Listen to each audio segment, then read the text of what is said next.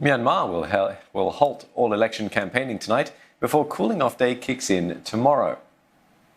The country is preparing for a general election on Sunday. Some 37 million people have registered to vote, of which 5 million are first-time voters. Early voting for those over the age of 60 closed yesterday.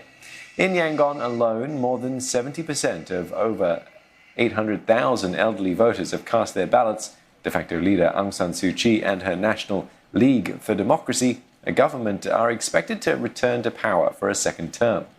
But this time, her party may fall short of the 80% landslide victory in 2015. I think the outcome of this election will be a lot of division. The NLD will win.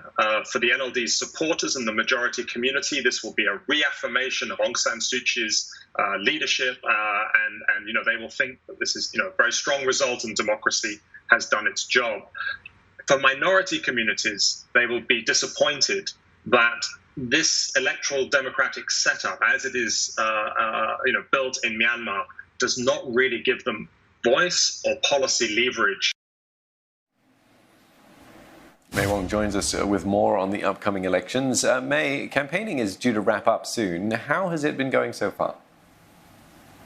I think it's been a very different election for Myanmar this year, given the fact that they are suffering from rising numbers of COVID-19 pandemic. And so a lot of the rallies that have been done away with, they're not allowed to go out onto the streets to campaign and go door-to-door knocking on the voters' doors. And that is a big problem because Myanmar is a very personal country, in a sense that you have to meet them face-to-face, one-on-one, in order to convince voters and in order to chat with the voters and get really up close and personal with them so that you can convince them of your policies as well as to sell your political messages. A lot of these political parties are also very new. They just sprang up very recently, just before the elections, to try and challenge the ruling National League for Democracy party. But unfortunately, they may not be able to make that much of a headway because people don't know them, because they've not been able to hold any rallies. So whether or not this final push, for example, into the last-minute bit of campaigning will help any of the parties is very unlikely.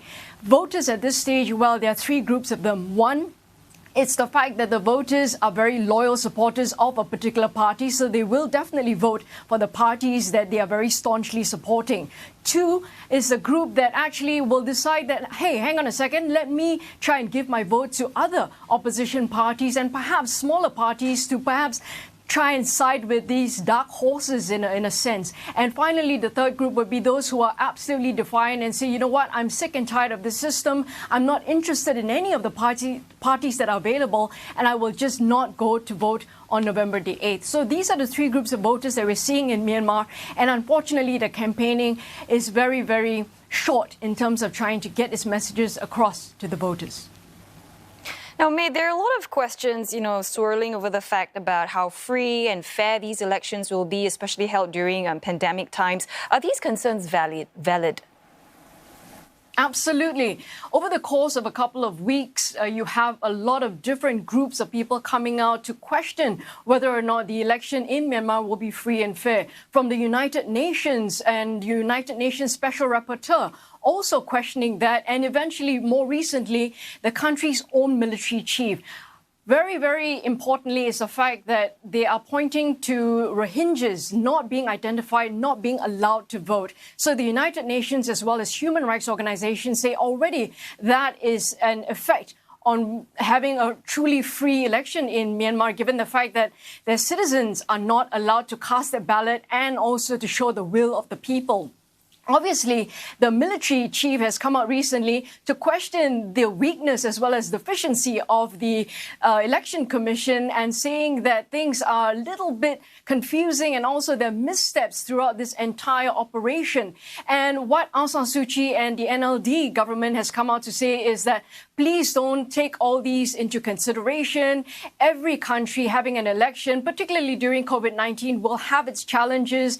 The government as well as the election commission, they have been trying to work out the kinks.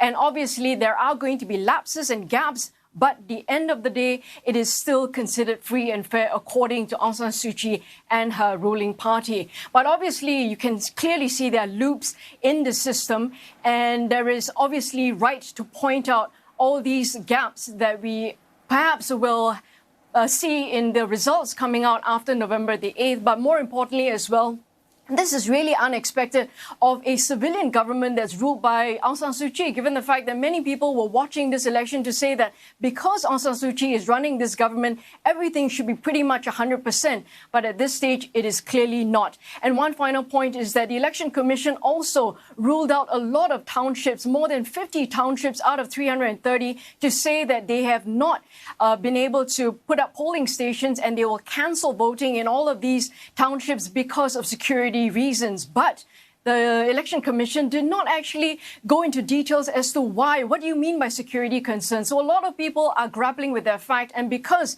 there is this seemingly lack of transparency, many people, particularly the ethnic minorities, are extremely unhappy.